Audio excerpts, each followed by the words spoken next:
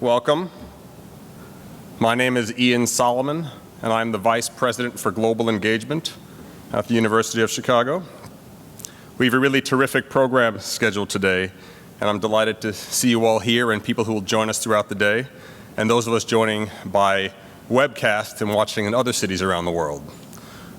One of the reasons I joined the University of Chicago after serving 8 years in the United States government was for events like the one we're going to have today, where we tackle critical global issues on the basis of analysis and evidence and objectivity. And what better venue could there be for a discussion like this than the University of Chicago, committed to rigorous intellectual inquiry, the free exchange of ideas and arguments, and advancing knowledge and its application that changes the world. Today's U.S. China Forum on climate change, involving scholars and policymakers from the world's largest country and the world's largest economy, can make an important difference to our global understanding, opening up new pathways of knowledge and bilateral collaboration in a way that I think would be highly unusual for many governments to achieve. So universities have a unique and important role to play in addressing global challenges, which is why it is such a great honor for me to be able to introduce the top academic leader of this university, Provost Eric Isaacs. Eric Isaacs, a professor in the Department of Physics, the James Franck Institute, and the college, serves as the provost of the University of Chicago. As provost, he has responsibility for academic and research programs across the entire university, its academic divisions, its professional schools, and the college. Prior to becoming provost, Professor Isaacs served for 5 years as director of Argonne National Laboratory. He also worked for 15 years at the world-renowned Bell Laboratories. Provost Isaacs continues to serve on the board of Argonne, as well as on the board of the Marine Biological Laboratory in Woods Hole, Massachusetts, which is affiliated with the University of Chicago. Provost Isaacs is not only an expert on energy issues, but one of the leading voices for advanced scientific research and for university engagement on the critical policy issues of our time. Please join me in welcoming Provost Eric Isaacs, who will deliver welcoming remarks. Thank you, Ian. Madam Fu, Consul General Zhao, and distinguished guests, on behalf of the University of Chicago, it is my pleasure to welcome all of you to the 2015 U.S. China Forum with a spotlight today on climate change. This is the inaugural program, as many of you know, that will be in a series that will take place over the next 5 years and will bring together renowned experts, including faculty from the University of Chicago, as well as scholars from China, for high-level engagements focused on issues of importance to both countries and, by extension, of course, the world. It is intended to spur long-term research collaborations between Chinese and University of Chicago researchers. This year's program is focused on the climate change challenge. The production and use of energy, clean water, clean air, and climate change are all inextricably linked and are the defining global challenges of this century. At the University of Chicago, we are approaching this challenge on the one hand, developing science and technological innovation, in part through the Institute for Molecular Engineering, through Argonne National Laboratories, for the Marine Biological Lab, as well as other programs, for example, in the geophysical sciences. But we're also approaching this problem from an eye toward sustainable solutions. And what this means is really with an eye toward the economics and policy decisions that our policymakers have. And much of this is done through the Energy Policy Institute at the University of Chicago, so-called EPIC, and you'll hear from Michael Greenstone shortly. We need, of course, to work across institutions around the world and as well with, together with government and industry leaders if we are to discover and develop these sustainable solutions that are so important here. So at University of Chicago, we have a distinct advantage. And the advantage is that we've had a long-standing connection with China. We've done many things over the past 100 years. The engagement really started back 100 years ago with one of our presidents, Harry Pratt Judson, and his leadership of a 1914 commission that helped establish what is known as the China Medical Board. And this has expanded to all parts of our university here. Our faculty features some of the world leading experts in Chinese traditional medicine, ancient Chinese texts, Chinese politics, and Chinese arts. They're engaged with collaborators in China today, working on issues wide-ranging as public health, childhood development, and even accelerator physics. So our exchanges have been productive for students and for both U.S. and Chinese students. And today, there are over 800 Chinese students studying here at the university, which represents over 12% of all of our international students here on campus. And finally, almost 5 years ago, we opened the doors of a center in Beijing, which is run by Director Dali Yang, who's sitting here in the front row, to establish a firm basis for doing our scholarship and collaborating in China, and it's become a hub of our research and academic activity. And just a few months ago, we opened a second location in China, the University of Chicago Center in Hong Kong. Today's event and the annual U.S. China Forum, which will follow for the next 5 years, is a result of a conversation between Mr. Teng Chua and President Zimmer. And I want to extend my deepest gratitude to Mr. Teng, who could not join us today, and the China-U.S. Exchange Foundation, represented here by Executive Director Mr. Alan Huang. I would like to thank Alan, give him a round of applause for all the work he's done for us.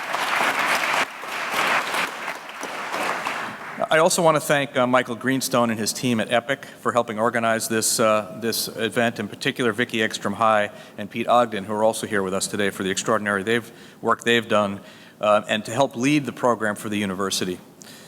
Thanks as well to the Paulson Institute, and Hank Paulson will be here shortly, for their many efforts, and to all those at the university in the Chicago area and beyond who have helped make this day possible. Thank you.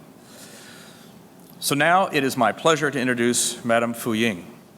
She's chairperson of the Foreign Affairs Committee of the 12th National People's Congress, People's Republic of China. You all have her bio in your program in front of you, but suffice it to say, Madame Fu has had an incredibly distinguished 30-plus year career in China's foreign service. She was China's first civilian UN peacekeeper in Cambodia in 1992 and has been China's ambassador to the Philippines, Australia, and the United Kingdom. She's worked for many years as an interpreter for Chinese leaders and has recently served as the Vice Minister for Foreign Affairs. We are honored to have her here with us today. Please join me now in welcoming her to the stage. Madame Fu.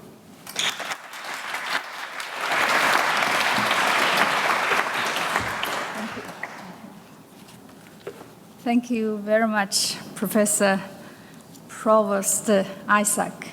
Thank you for the introduction. I don't remember I was that old.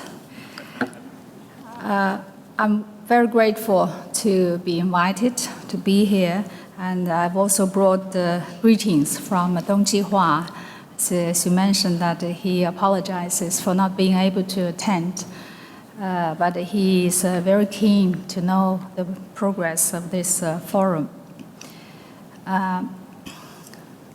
This is my first time to be in Chicago, and I'm very grateful that you've given me this opportunity. Among the many programs that have piled up for me today, one after another, this is really, I think, the most significant one. It's about a very important issue for China, for U.S., and for the world. But I feel some sort of being intimidated speaking in front of professors of physics and of all the other sciences. So please allow me to talk just from a very general point of view. We know the UN Climate Change Conference will be held in Paris in December this year. And the results that will come out from the conference will have a long-term influence, effect on mankind's action and the thinking in the coming years in combating or in containing global warming. It's very important that the Paris conference prevent wrangling negotiations again. And the conference we hope, should enter into serious discussions and to address the real issues. And we all know without effective and coordinated action, we'll all be paying the price for global warming. Since the first UN Framework Convention on Climate Change, which was signed in Rio in 1992, talks have been going on for all those years. And probably most of the students in this university were born when the real convention was signed. But now we are still confronted with many difficulties, and one major issue is about the principle of common but differentiated responsibilities, which China and many other developing countries see as fundamental. The hope is that the developed countries would take historical responsibilities and to follow through their commitment to provide capital and technical assistance to the developing countries. And the latter should also try harder to achieve sustained development and to prevent following the same old path. China and U.S. have demonstrated the resolve to shoulder responsibilities. Last year, the Chinese President Xi Jinping and U.S. President Obama had important agreement in Beijing, and the two countries released a joint announcement on climate change. Under this agreement, China will peak its CO2 emissions around 2030 and will try to make it happen earlier. It will also increase the share of non-fossil fuels in primary energy consumption to around 20% by 2030. The U.S. intends to achieve in 2025 the economy-wide target of reducing its emissions by 20 to 28% below its 2005 level, and to make best efforts to reduce emission by 28%. China is already working to implement this agreement, and we hope and we trust U.S. will do the same. China-U.S. cooperation sets a good example and provides incentives for the Paris Conference to achieve success, and we hope this will prompt other countries to take right decisions towards a binding agreement. China has already made important steps for energy saving and emission mitigation. For example, by 2014, China's carbon intensity dropped by 33.8% from its 2005 level, and the share of non-fossil energy reached by 11.2%.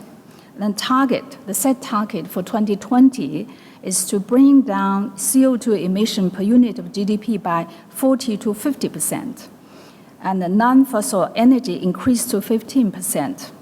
For a big country like China, which is still confronted with considerable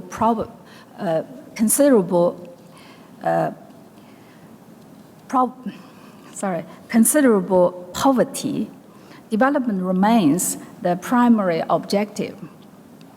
But China is determined to act responsibly and is willing to join hands with U.S. and all other countries to effectively tackle the climate change. We believe that saving the Earth is saving ourselves.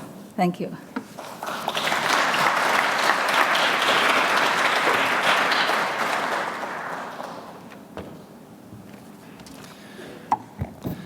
Thank you, Madam Fu Ying, and good morning to all of you. My name is Sam Mori. I'm the Executive Director of the Energy Policy Institute here at the University of Chicago. On behalf of our team at EPIC, I want to welcome you, or add my welcome to all of you for today's U.S. China Forum. I also want to thank the Paulson Institute for their incredible partnership in putting together this outstanding event. I hope it's the first of many collaborations. Thanks also to the China-United States Exchange Forum and the University's Office of Global Engagement for your support and leadership in making this event possible. You know, as Secretary Paulson recently said, I can think of few global problems that won't be easier to solve if the United States and China are working together. And I think that statement captures the spirit of this entire forum series and also what we're trying to accomplish today. Indeed, from climate change and urbanization to international trade, peace, and security, how the U.S. and China work together today, or don't, on a variety of major issues will shape our global future. This inaugural U.S. China Forum takes up one of these key issues, climate change. Perhaps more so on this issue than any other, the time for cooperation is truly at hand. As we sit here in 2015, we've reached the point where key actions need to be taken if we are to avoid the worst effects of climate change in the decades to come. Agreements such as the groundbreaking one reached between the United States and China just a few short months ago urgently need execution and follow-through. Now, this will be a difficult challenge, to be sure. But to paraphrase the Chinese proverb, better to light a candle than curse the darkness. As the world's two largest economies, carbon emitters, auto markets, power markets, oil consumers, oil importers, coal producers, coal consumers, and renewable electricity producers and consumers, China and the U.S. share more in common in terms of energy synergies and energy challenges than perhaps any other two countries on the planet. As partners, we can develop and scale critical solutions, learn what works and what doesn't, and implement changes faster than just about anyone else. But to really make meaningful progress in the time frame that we're dealing with, a time frame that matters, we need strategies that identify the most efficient opportunities for carbon abatement today, while also preserving the economic growth that is critical for both of our countries, but especially for China as its middle class continues to expand, improving living standards for millions of people. At EPIC, we're convinced that sound energy policies rooted in a thorough understanding of economics and human behavior can help get the most out of the energy system of today while we develop and deploy the energy system of tomorrow. Simply put, we want to help uncover the mix of policies, prices, and information needed to help make markets effective in tackling the twin challenges of climate change and environmental quality. I hope we can help foster a productive dialogue today and that we can work together with QCEF, the Paulson Institute, and our new partners in China to develop solutions going forward. Now, as for today, we're going to start off with a morning session that will focus on the energy, environment, and climate nexus in China, where opportunities converge. When international negotiators meet in Paris later this year for the next round of UN climate talks, much of the world's focus will be on two countries, China and the United States. Though both countries have shown leadership in confronting climate change, much work remains to be done to make our shared goals a reality. This panel will explore the intertwined environmental and climate challenges that China faces today, their health and economic toll, and the key energy and environmental policy decisions ahead of Chinese policymakers as they work to maximize economic growth while also reducing emissions. Next up will be a conversation between Secretary Paulson, Chairman of the Paulson Institute and former U.S. Secretary of the Treasury, and Michael Greenstone, Director of EPIC, focusing on what to expect coming out of the Paris conference this summer. Professor Daliang will then help us bring the morning's conversation to a close before we break for lunch. After lunch, we'll broaden the conversation to the larger U.S. China relationship. As the two countries continue to learn how to interact in an ever-changing world, there will be cooperative opportunities and, of course, times of contention. In what areas do the U.S. and China have the greatest common interests? And how can they work past areas of debate to forge a relationship that will aid both countries' interests and our common future? We're delighted to have Madam Fu Ying here with us to discuss these issues. Madam Fu will deliver the keynote remarks at lunch, to be followed by a conversation with Steve Edwards, Executive Director of the Institute of Politics here on campus. With that said, and without further ado, let's get to it. I'd like to invite Pete Ogden and the panelists from the first session to the stage to begin the conversations. Thank you very much, everyone, for joining us today. As Madam Fu mentioned,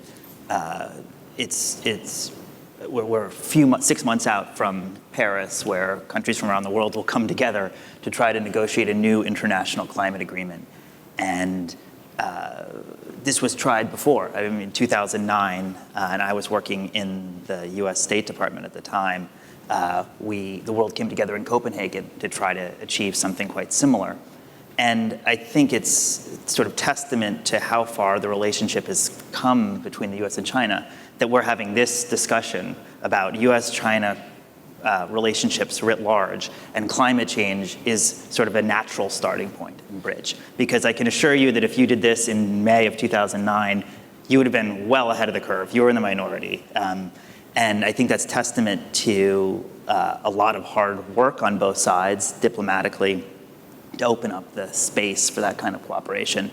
The dramatic joint announcement by President Obama and President Xi last November of our respective long-term climate goals is something we'll talk a little bit about here today. But I think if we meet this challenge and they write the diplomatic history, they'll also look back at their very first meeting between the two leaders, which was in early 2013, right after President Obama was reelected, right after President Xi had assumed his new post.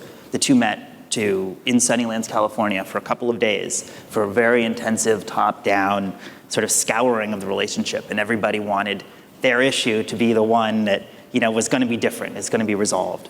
And significantly out of that meeting, both leaders announced a breakthrough on a key sort of long-standing climate negotiation issue.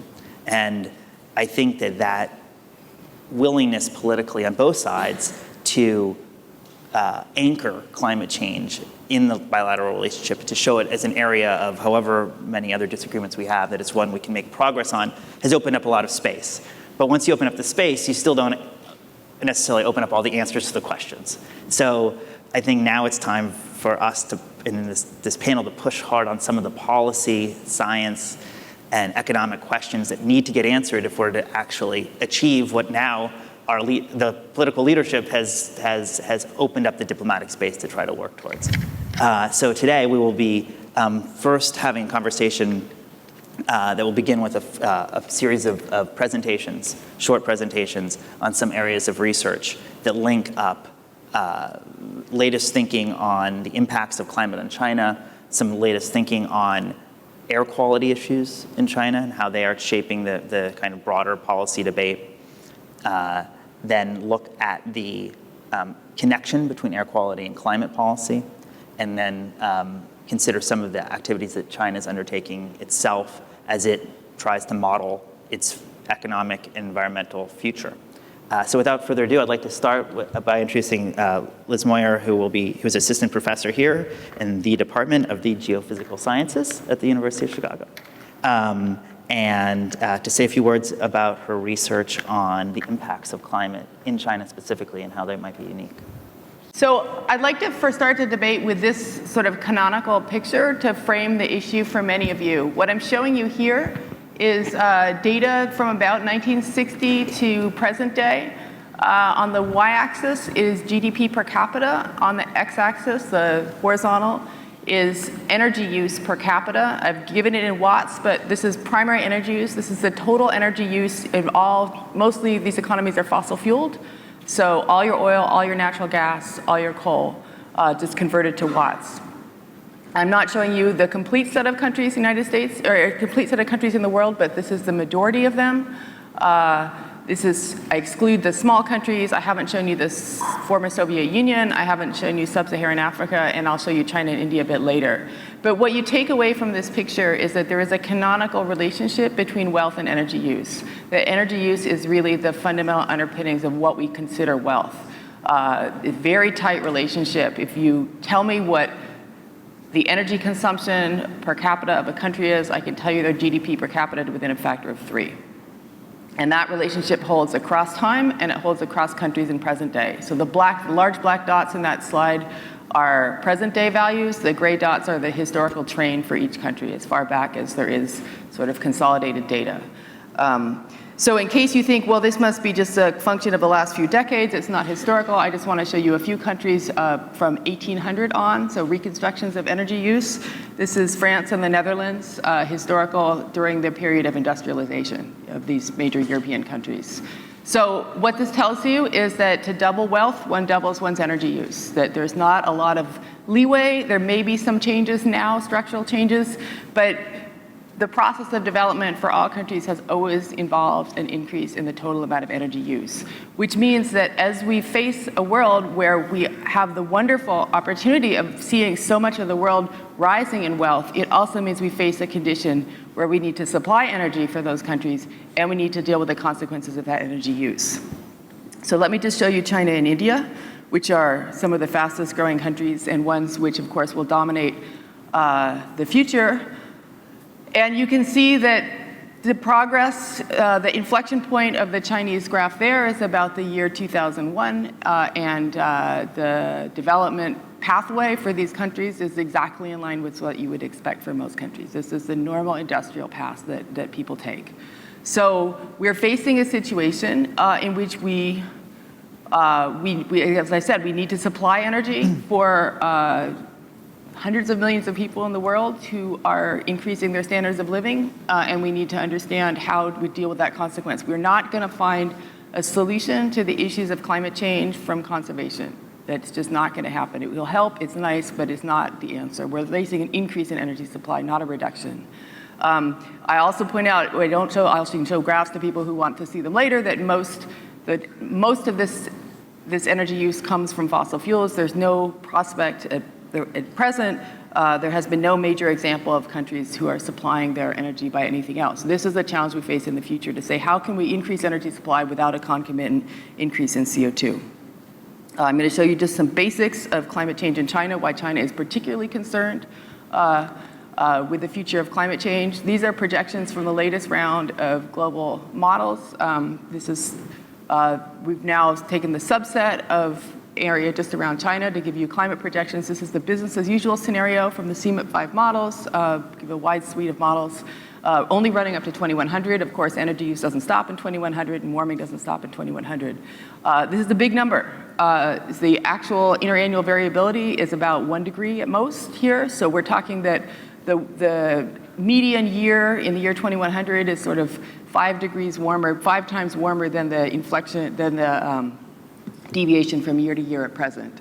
And to remind you that this number seems larger than what you typically hear talked about, because mid-latitudes countries don't experience the global mean warming. This is the global mean warming. And so the United States won't experience this, China won't experience this. You don't feel the global mean, you feel the warming in your particular area. And for continental land surface at mid-latitudes, the warming is greater than what is given as the global mean. So China's looking at a very large number. Other than that, very similar impact, worries and concerns to the United States. Increasing temperatures, which means increasing extremes. Worries, concerns about agriculture. I want to highlight one other particular area of long-term concern that China has taken a deep interest in. China in particular is one of the countries that is most vulnerable to sea level rise. And I'm going to show you a pathway that is not something that's forecast in the next 100 years. Sea level rise is not occurring very quickly right now, but there is a sort of an assumption that once we hit these thresholds of temperature, that eventually Greenland ice will go. When Greenland ice will go, we're facing 7 meters of sea level rise over some number. This is hundreds of years we're talking about, not immediate concern. But if you look at China's a coastal country, big cities on the coast, agricultural land is mostly coastal. This is the progression you would expect: 1 meter, 3 meters, 5 meters, 6 meters, 7 meters. That is a much deeper issue than we face in the United States, where most of our major population centers are on higher ground. So it's an area of particular concern. We're excited, people in my field, to have increasing cooperation to address these important issues. Thank you. Yeah, one back. Thanks. Just taking the liberty of asking one quick question on that. So in terms of it's always good to begin a climate conversation with something that terrifying. But in terms of what this means for your research, I mean, what are the areas that you think there's still kind of the greatest uncertainty, where you think to affect near-term policy decisions that research should be focusing on here? Well, to some extent, I don't feel that the climate researchers are the drivers in this conversation. It's not, certainly the spread between models, I don't believe that will significantly reduce in the next 10 years. So the major decisions that need to be made should be made without waiting for climate science to improve its predictions. That being said, my particular research group, we are very focused on understanding the statistics of these climate projections, not the smooth means that I've shown you, but the variability, because that's an area of particular concern to impacts on people. And so I have a collaboration together with the statistics department at the University of Chicago to work on this, to understanding what implications there are from these climate models on variability, both short-term variability, week to week, and interannual variability. Okay, thank you. Thank you. Liz, can I ask a follow-up question? Yeah. So what would be the, so I think you were talking about mean impacts, or the kind of the most likely outcome. What would be the good state of the world, and what would be the bad state of the world?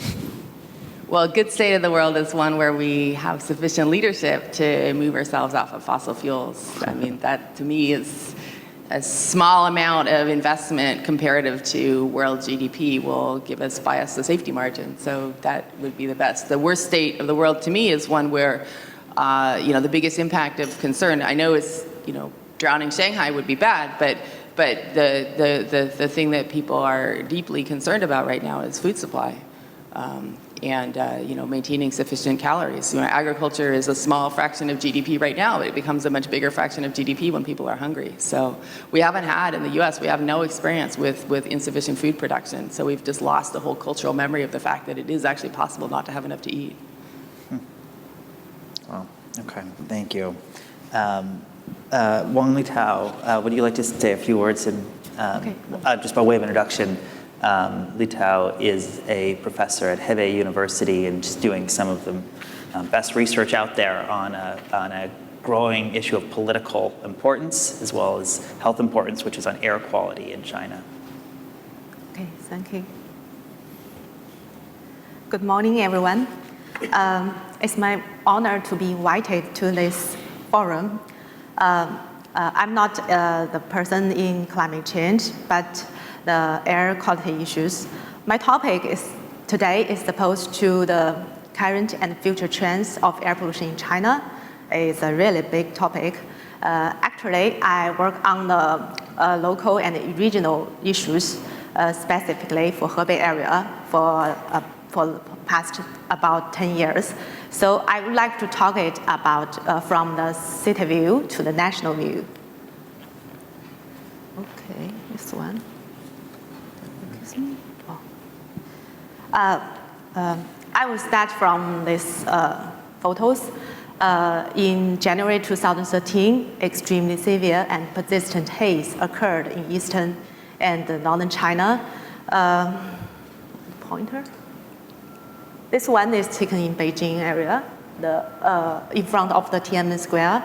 And this photo is taken in Shijiazhuang City, where is the capital of our province. And those is the satellite finger, which indicates that a quite large scale of haze occurred over China, North China area. So it is reported that about 600 million of people are affected by that haze episode. So it's quite severe. Air pollution occurred there. Some people said that this month should be remembered because we have the new word, which called Beijing haze, or the 2013 Eastern China smog in Wikipedia. But the good side is it raised wide public concern about air pollution in China. Which one? Excuse me. I came from Hebei province, that's the green area, and those are the map of our Hebei province. And since that month, the Ministry of Environmental Protection in China began to publish the top 10 pollutant cities every month and every year. And those, which I should point to, where should those are the top 10 cities in 2013 and 2014. And among those 10 cities, the red one,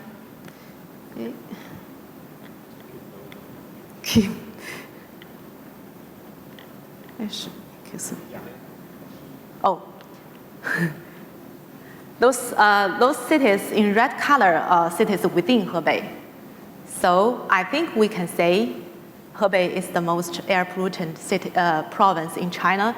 If Hebei's air pollution is solved, I think probably China's air pollution problem was solved too. So I came from Handan City, this one, the pointer, the third ranked city in 2013 and ranked fifth in 2014. So that's the problem we face.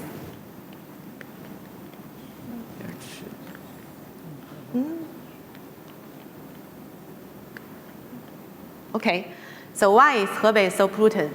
I would give a small example. This is the world steel production, and China produced almost half of the world total steel production in the world. And that one is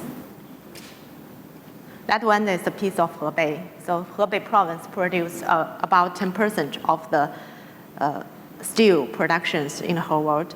And furthermore, nearly 23% of glass, 14.5% of coke, and 6.9% of cement in China produced in Hebei, although our land area is only about 10% of the national total land area.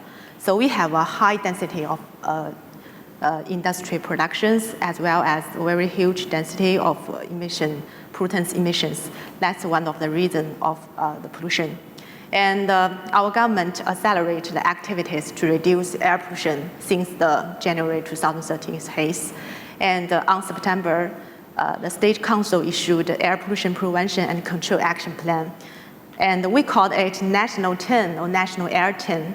It includes the measurement, including increased effect of comprehensive control and reduce emissions of multi-pollutants, optimize industrial structure, accelerate the technology transformation, adjust energy structure, strengthen environmental threshold, and so on. And it also set up very clear objectives for the year 2017.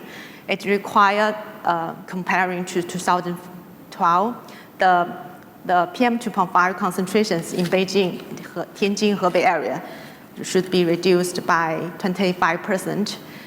And PM2.5 in Yangtze River Delta and Pearl River Delta should be reduced by 20% and 15% respectively. And nearly at the same time, Hebei published its provincial air pollution prevention and control plan.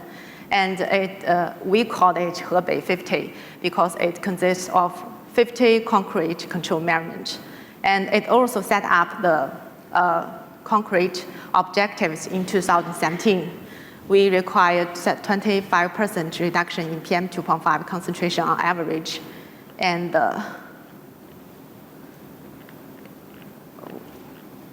sorry. And those cities, those three cities, Shijiazhuang, our capital, Tangshan and Baoding and Langfang city, which is close to Beijing and Tianjin area, required to reduce PM2.5 concentration by 33%. And excuse me.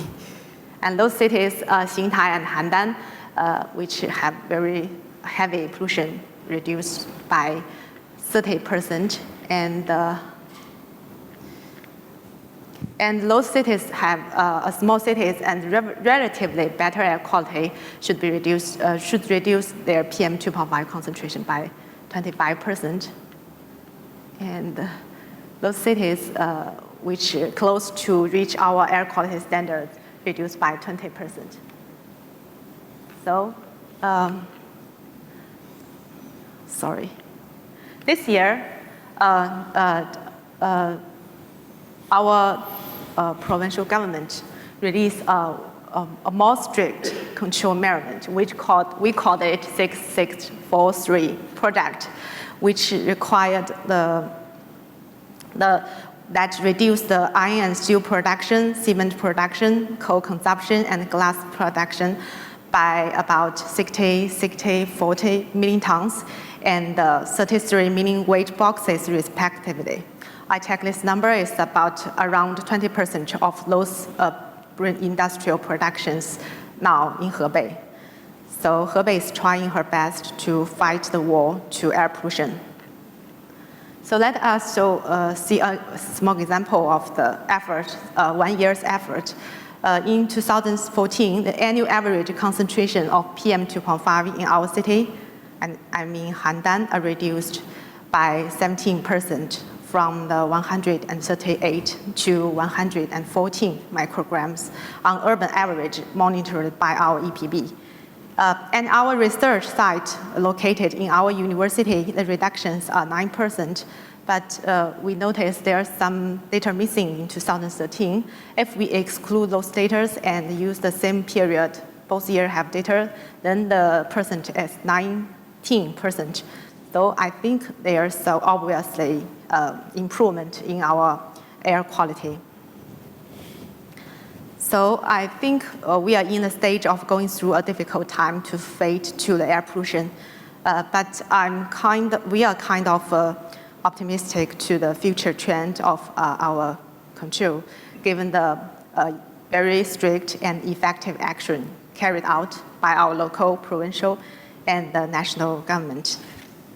That's all I have for today. Thank you. Thanks. Thank you very much. You can see why you have air quality challenges when 10% of the world's steel production is taking place in what I'm told is about the size of Illinois. But it's interesting because your research really points to a problem that has been present for some time, evident to people looking around, but so much of the mobilization around it has come because of the improved ability to measure it and to communicate those measurements to the public through various kinds of air quality monitoring devices, through dissemination on social media. So what do you see as the other key kind of data collection opportunities here or gaps that China has right now? Actually, in the past years, we may have difficulty to access, the air quality data. I remember since 1999, we can access the daily average air quality data of each, we call this key air pollution control cities, about 37, around this number. We can access the daily average data through our website of MEP, Ministry of Environmental Protection. There's a big progress occurred in 2012 that the MEP published all the capital cities and all the key air pollution control cities in Beijing, Tianjin, Hebei area, the Yangtze River Delta and the Pearl River Delta. And it published the real-time side-by-side data. It includes about more than 400 data, real-time pollutants concentrations, including PM10, PM2.5, SO2, NOx, CO, and ozone. So it's a big progress in air quality. So you can check the data on the data center of MEP. So it's good for research. Great, thank you. Can I ask one follow-up question? So China has now announced these ambitious reductions in particulate emissions and SO2. And so I want to ask Liz, I've read, as a way that only economists could understand climate science, that reductions in SO2 might actually increase global temperature. Is that right? So we are doing effectively a kind of inadvertent low-level geoengineering right now because the principles of radiative geoengineering are, if you're getting too hot, you want to reflect more sunlight away by putting in shiny sulfate aerosols. We do have shiny sulfate aerosols already at low level from coal, from SO2 that is produced in burning of coal. It is, however, the case that the mixture of pollutants in Asia right now are roughly balanced between the absorptive black carbon and the shiny SO2. So the sort of mitigation properties of air pollution were stronger for the United States, which tended to produce in our big industrialization boom, our big coal fired boom in the 50s and 60s and 70s. We were producing shinier pollutants than the mixture in Asia right now. It's interesting. And you said that actually we were, as a result of that, actually materially affecting weather patterns in other parts of the world.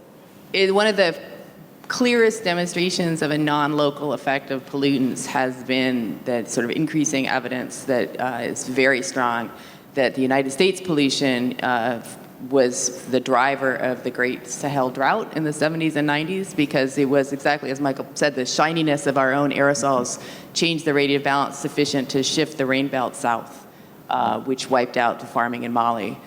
We don't have that effect from Asian pollution right now, from fairly fortuitous coincidence of the mixture of pollutants is not producing a net effect, but it's something definitely to be cautious about when thinking about even supposedly benign, remediation efforts in the future, that we are definitely, the human footprint is so large, we can have all kinds of inadvertent effects. Thank you. It's really interesting, because I think so often we think of local pollutants, air pollution being the local lever, that drives broader climate policy. But the fact is that even the decisions that are made about local pollutants actually can have far-reaching climate ones. So the line seems to be blurrier than many, I think, in the policy community generally recognize.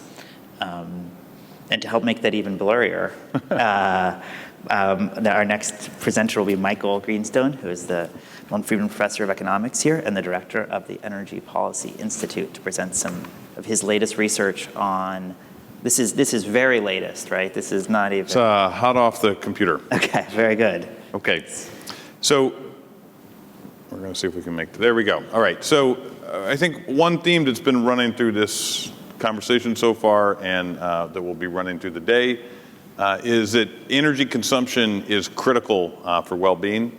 We need energy consumption, as Liz's graph showed, allows for increases in income, and it allows, raises living standards, allows people to live longer and healthier lives. So I think, and at the center of that is the challenge of energy consumption, which really rests on that the world primarily uses, as Liz pointed out, fossil fuels.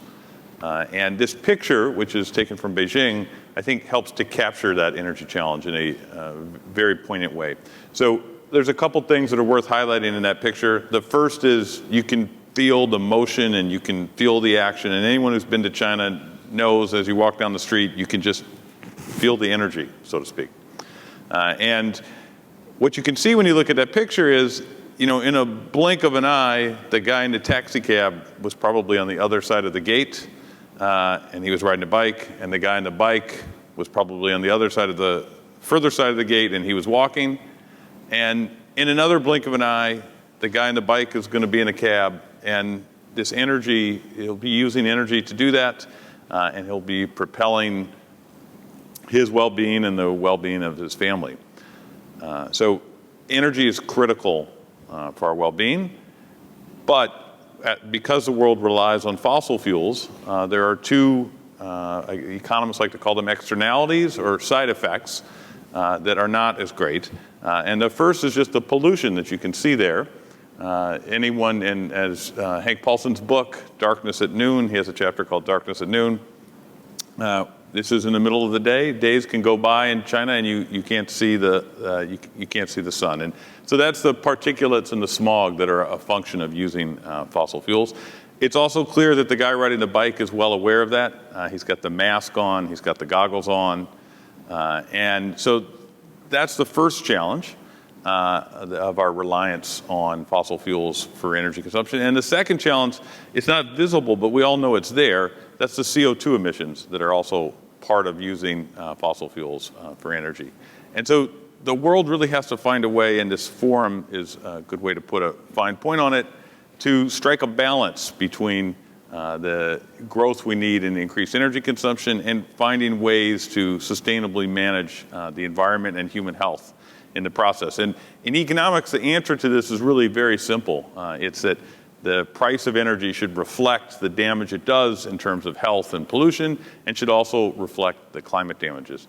And what I'm going to talk a little bit about next is some recent research, as Pete mentioned, that is off the computer maybe a night or two ago, that revisits some research that I did a couple years ago on the impact of the high levels of pollution in China on life expectancy. And so the idea of this paper, this work, is it exploits a policy that's little known outside of China, but I think is widely known inside of China. It's the Huai River winter heating policy, and it was established in the planning period, say between 1950 and 1980. And the idea was that there weren't enough resources to heat everyone's home during the winter in that era. China's a much richer nation now. And so what the government did was set up a policy that every household who lives north of the Huai River, the Huai River bisects the country, would receive free coal for for small boilers that would provide heating from roughly November 15th to March 15th of every year. And in addition, the heating was forbidden in the south. There wasn't enough resources to allow for that.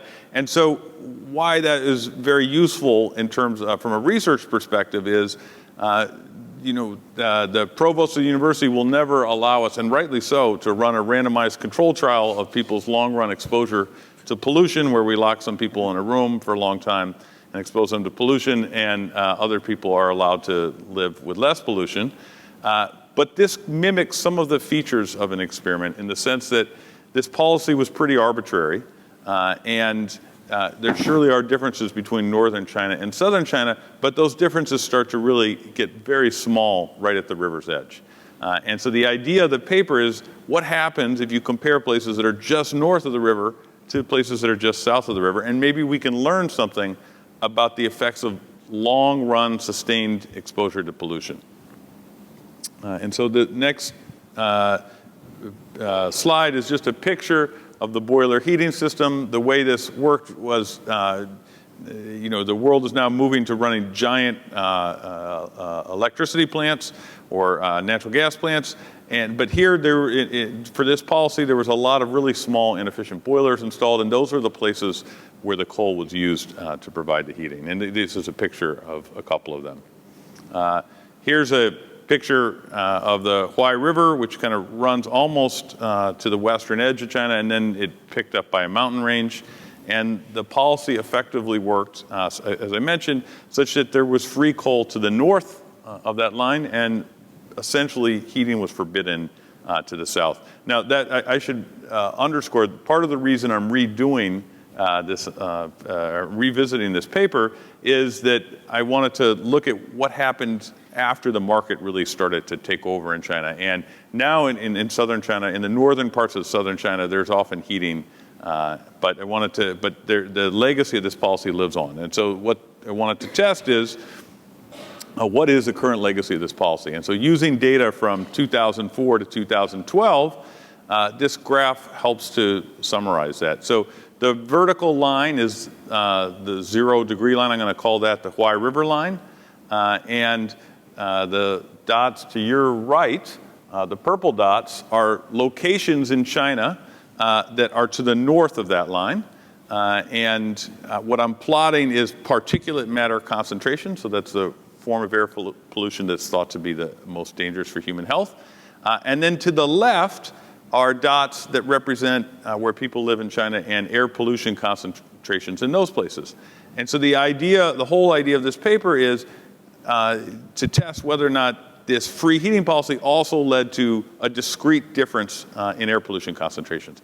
And what the figure is trying to tell you is that there's a very large difference in air pollution. Just as you move to the right, or that is, as you get on the north side of the Huai River, air pollution concentrations go up by 43 micrograms per cubic meter. That's about a 50% increase relative to places just to the south. And so the first finding of the paper is that even when you use data from the most recent decade, roughly 2004 to 2012, the legacy of this policy is still there. There's very high concentrations of particulate matter. The second part of this, and perhaps the most salient, is to ask, what are the consequences for life expectancy? And here, with the collaboration with the China CDC and some co-authors there's data on life expectancy, again, for the exact same places that I showed you air pollution concentrations. And the remarkable feature of this is, just as there was this jump up in particulates air pollution concentrations as you move to the north, there's a jump down in life expectancy. And that jump down is somewhere between 3.5 and 4 years. And what that underscores, if you just think back to the picture we looked at the beginning of the guy on the bike, is that the use of fossil fuels has, primarily coal here, has a really important impact on human well-being. In this case, it appears to reduce life expectancy by 3.5 or 4 years in the north relative to the south. And it underscores that the right way to deal with our energy, or the challenge of our energy choices, is to have those costs. It's not to we should stop using energy. It's to have the costs associated with these health effects reflected in the price that people pay for energy. And the same principle applies to climate damages as well. Liz showed some of the physical damages, and an important challenge, I think, in the years ahead is for researchers to find credible ways to turn those physical damages into economic damages, And in principle, that could lead to efficient pricing of energy that would allow for the right trade-off between the benefits and the cost of energy consumption. And I know our next speaker, Zhao Ji, is also going to talk about some of the policies that China is undertaking right now. Okay, I think that was, let's see if there's, so here's, in case you were wondering what the planet looks like with respect to particulate matter, in this case, think of blue as the relatively unpolluted places, and red is the more heavily polluted places. You can see that particulate concentrations are a global phenomenon. The places where they are imposing the largest costs appear to be in northern China and also in an industrialized belt in India, which you can see there. And in some other work, I showed that if India were to bring air pollution concentrations into compliance with its own standards, they would save about 2.1 billion life years, which is a substantial amount. Okay, thank you.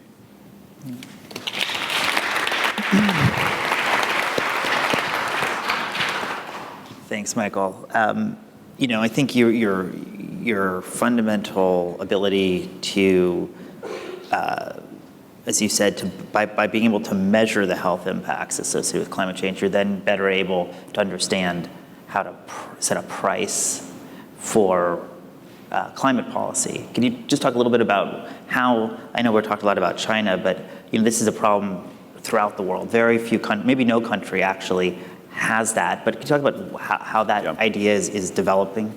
Yeah, so actually, in some sense, the economics of energy are really kind of boring.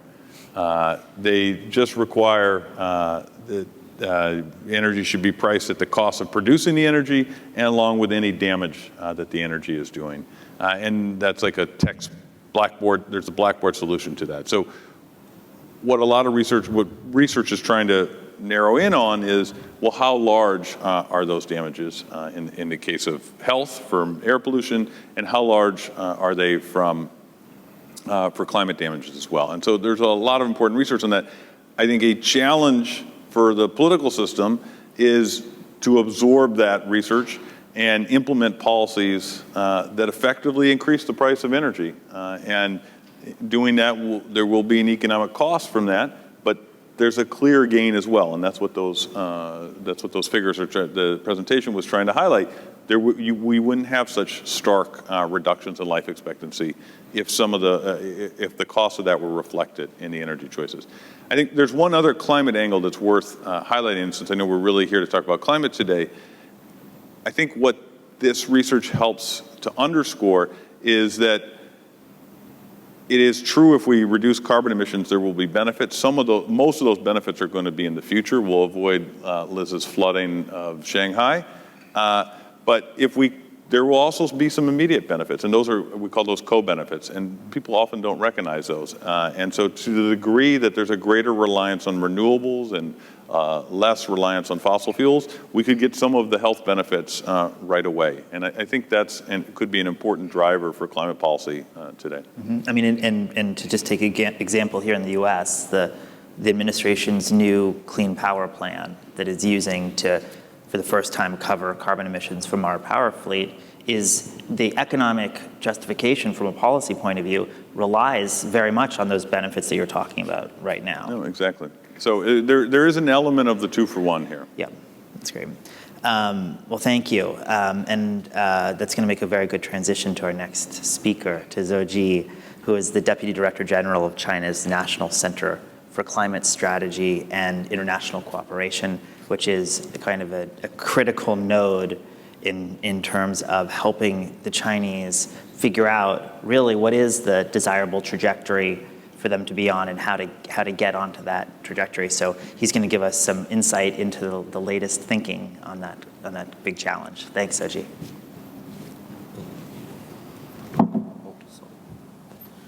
Thank you. Thank you for inviting me to give a presentation here to talk about the national policy in China and in view to implement the policy.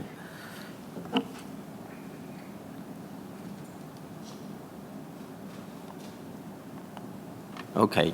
So I would like to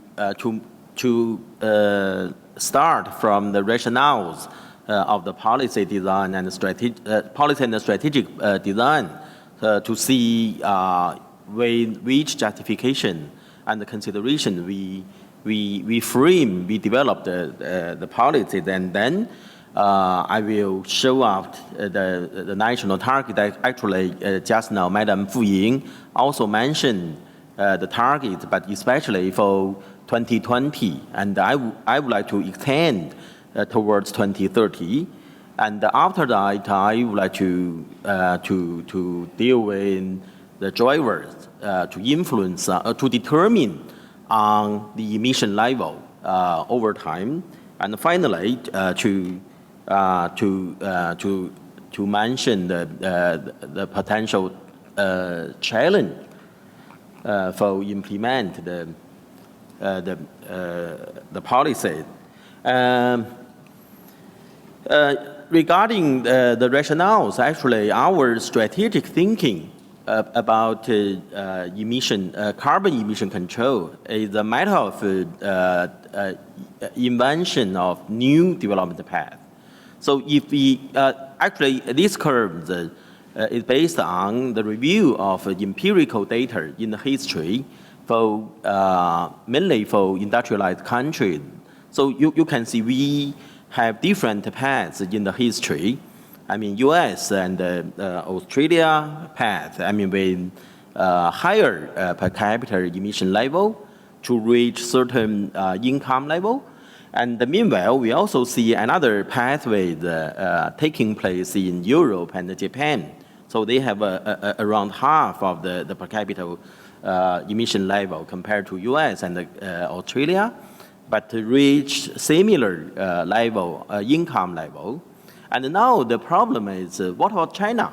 What about India and other emerging economies? As sorry.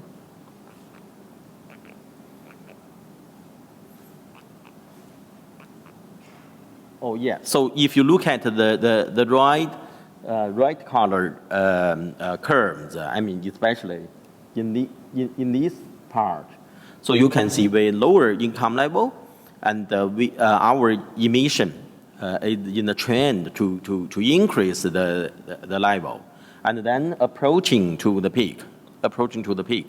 And our question is, when today's carbon constraints in the whole world, so what pathway we can follow? So it's obvious that we should not repeat the pathway in the United States and Australia, and even maybe we are required to do better. I mean, with lower emission level by reaching similar income level. I mean, we should be even better than European and the Japanese practice in the history. And then we call this transformation as a matter of invention of a development path. And these will be related to many things. I mean, technological change, institutional and policy change, behavior change, structure change, etc., efficiency, etc., energy mix. And so we are in different stage of the development. I mean, China and the U.S., but we share similar responsibility, similar commitment to control the emission. But certainly, just now, Madam Fu Ying also mentioned the principle of common but differentiated responsibility as the basis for multilateral, I mean, UNFCCC negotiation. So this is one of the justification, I mean, to see the differentiation. In addition to historical responsibility, national circumstances, energy endowment, and also here we show the different stage of development.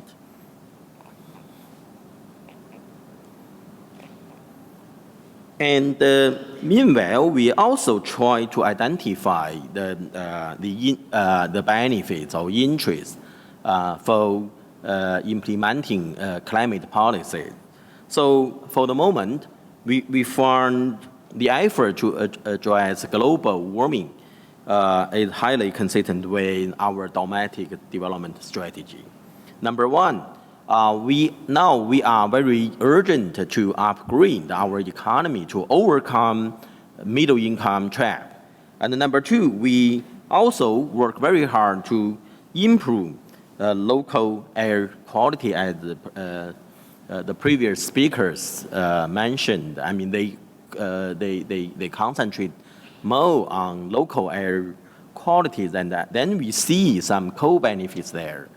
I mean, to reduce both carbon as a global pollutant and fine particulates or sulfur dioxide or NOx as a local pollutants. So derived from coal, for example, and the vehicle emission. And the number three, we also make effort to ensure our energy security with less dependence on imports of oil and gas. As you may know, today the share of importing the oil in the total use of oil in China is about 60%. It's very, very high. So this might remind us, 10 years ago or 20 years ago, the situation in the United States, to depend on import of the oil. So this is not good for an economy's energy security. And number four, so we want to make the investment, the efforts to mitigate climate as an opportunity or new engine of the future economies. In terms of creating job opportunities and the GDP. So having said that, we can see there are a lot of co-benefits there. So the global concern and the national concern are highly consistent with each other. And this is why our President Xi Jinping said to address climate issues is not something others request us to do. It's something we want to do by ourselves. So we have an increasing endogenous motivation to address climate issues.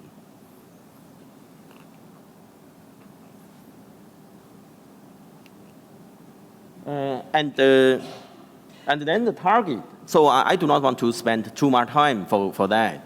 But just look at the target by 2030. Actually, last year, China and the U.S. we made a joint announcement, and in that it is in this joint announcement, we announced the upcoming target by 2030.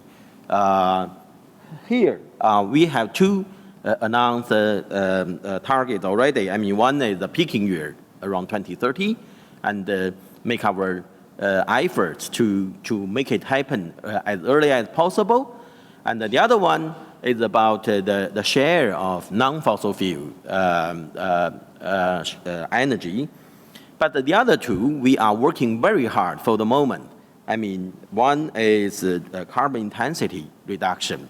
But here, I'm sorry, for the moment, it had not been published officially, but I'm sure there must be an indicator for our commitment as part of the intended nationally determined contribution for the Paris Agreement at the end of this year. And the other one is the increase of carbon sink from forestry. And I think it will be published soon. But anyway, we try to develop a package of targets for 2030 to ensure our development path towards the direction of low carbon development. So this is the most important thing, I think, not only for China itself, but also for the whole world. And then the next question is how to achieve those targets.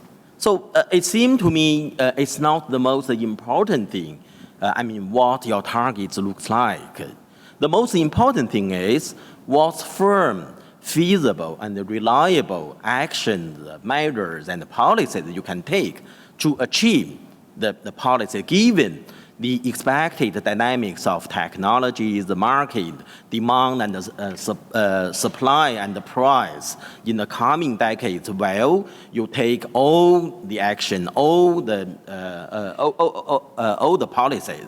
So this is the most important thing. So this is why one of the delegation for China to negotiate the Paris Agreement, I always emphasize the expectation like that. I mean, if we take action today, what will happen for tomorrow? Tomorrow's market, tomorrow's technology. So if we revisit to the history in terms of the learning curve of specific technology, so we can learn a lot from the history. So in this sense, I'm a little bit optimistic for the future. And then we have a long list, for actions, for measures to take. One is to support investment in and the use of non-fossil fuel in primary energy. The second is to set up and implement standards for phasing out inefficient coal-fired power plant. Actually, we have done that in the past 5 or even 10 years. So, in the future, we will continue to do that. So the standard is 0.1 gigawatts per single unit. So they are not allowed to exist now in China, according to the regulation. And number 3,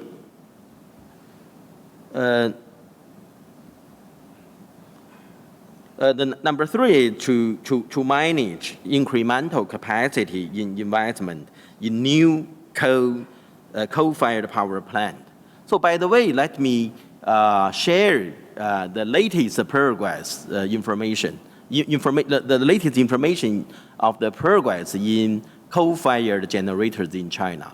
So in terms of controlling local pollutant, so I can say the current available technology for coal-fired generation are very, very close to the performance of gas-fired generators. So this is the latest progress.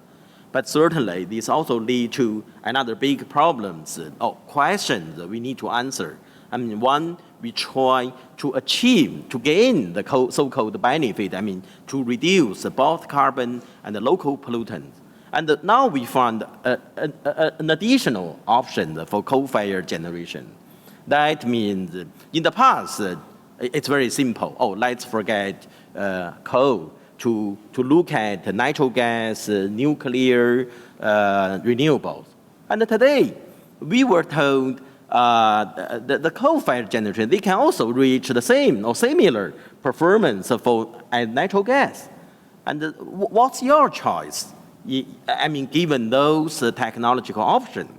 So, but anyway, now then I would say, in terms of efficiency, China had owned the most advanced coal-fired generation. And we need to think about how to achieve co-benefit with this option. Number 4. Sorry.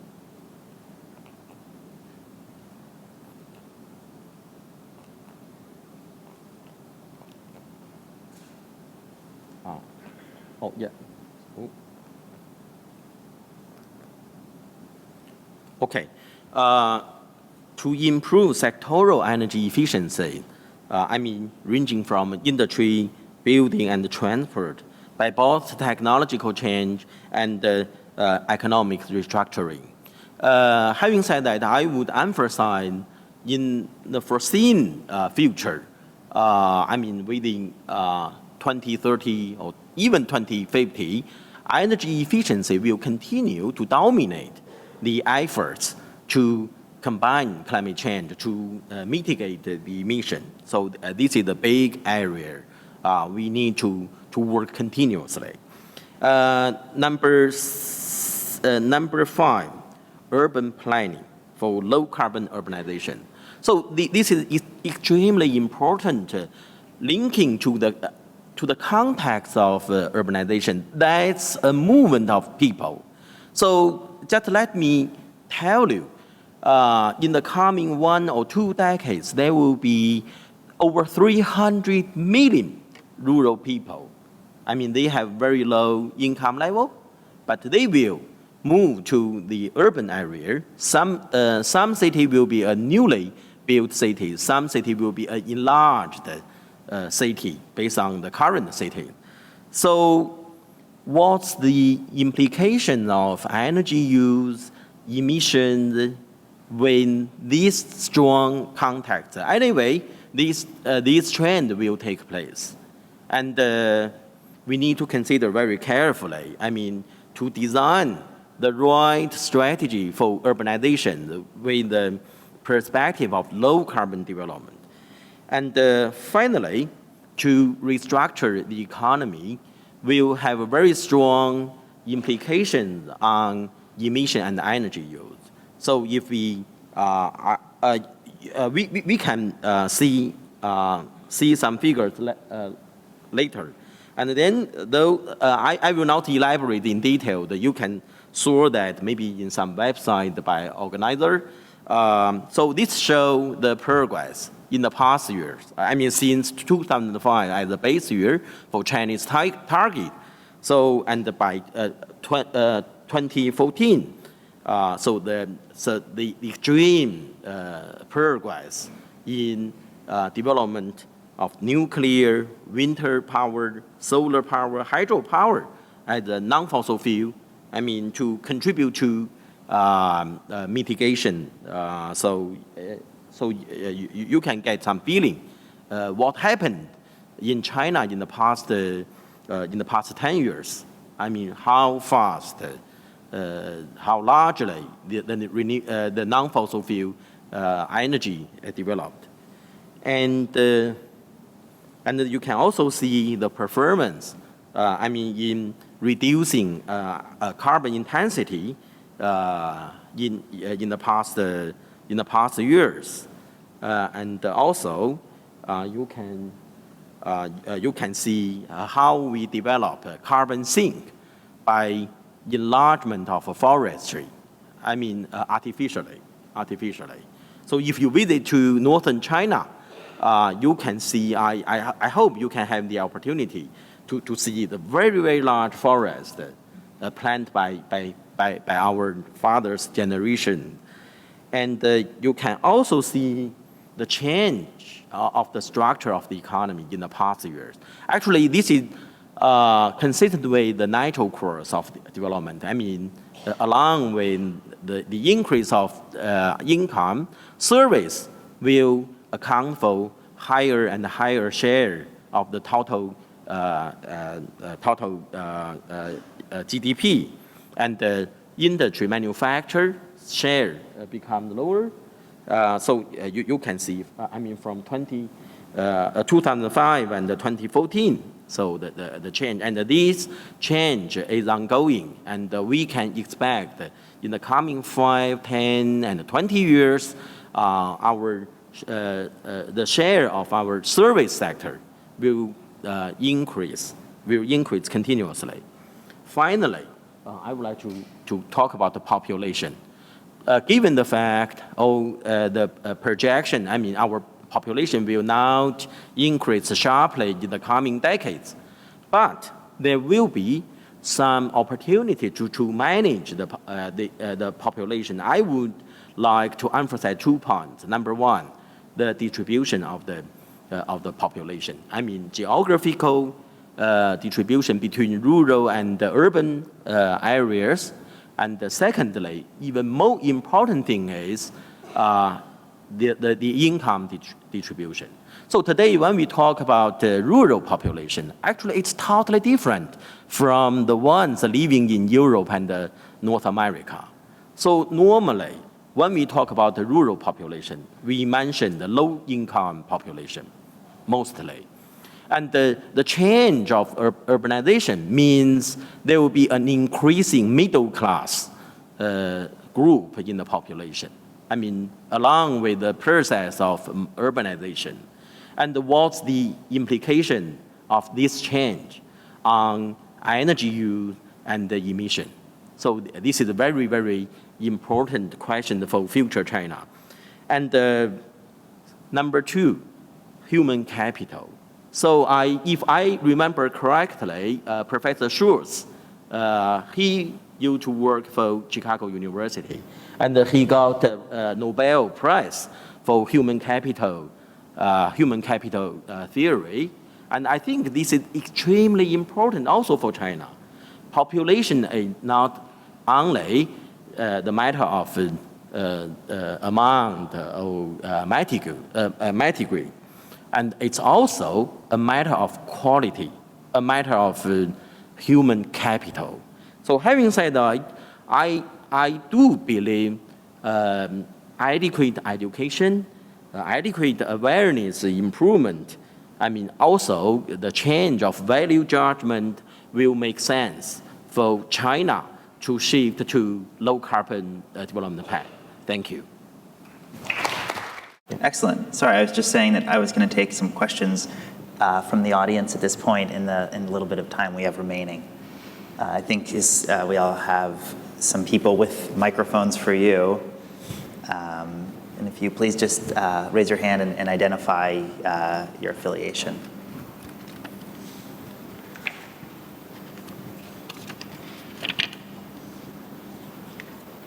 Oh, yes, sir. Here, this man here. Oh, thank you. Thank you. My name is Rick Knight with the Citizens Climate Lobby. This is a question for Professor Xi. Looking at the numbers that you showed on one of your slides of the 2030 goals for non-fossil energy and also carbon intensity, together with your projections for increasing, for example, the state-of-the-art supercritical coal plants, implies to me that carbon capture and storage may play a role.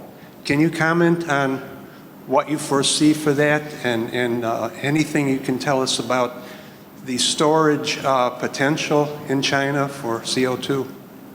Thank you. Yeah. Can I answer directly? Okay, thank you for the question. Yes, the CCS, or we also call it the CCUS, is a very important consideration for the moment, but in strategic and the long-term perspective.